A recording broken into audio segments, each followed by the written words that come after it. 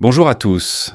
Aujourd'hui, découvrons une approche fascinante de l'apprentissage, la théorie de la Gestalt. Cette théorie, qui signifie littéralement forme ou configuration.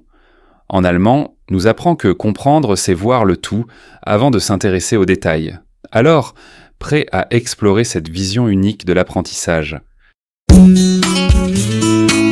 La théorie de la Gestalt est donnée au début du XXe siècle, grâce à des chercheurs comme Max Wertheimer, Wolfgang Köhler et Kurt Köfker. Elle repose sur une idée centrale.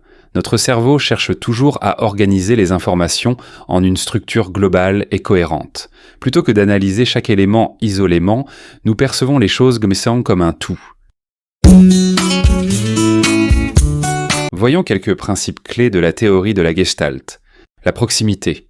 Nous regroupons des éléments proches les uns des autres. La similarité.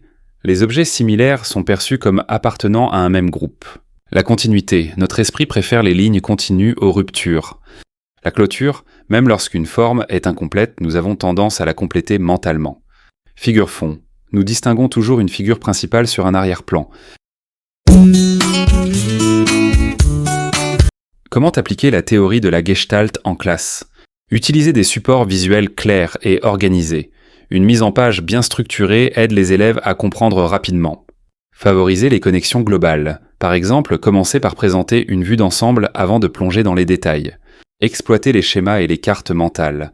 Ces outils permettront de regrouper des informations pour les rendre plus compréhensibles. La Gestalt nous rappelle que l'apprentissage est plus efficace quand on perçoit le tout avant de décomposer les parties.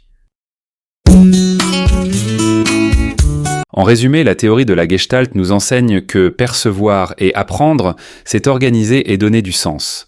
En pédagogie, elle nous invite à structurer les contenus pour favoriser une compréhension globale chez les élèves. Alors, prêt à voir l'apprentissage sous un autre angle ? Merci de m'avoir suivi.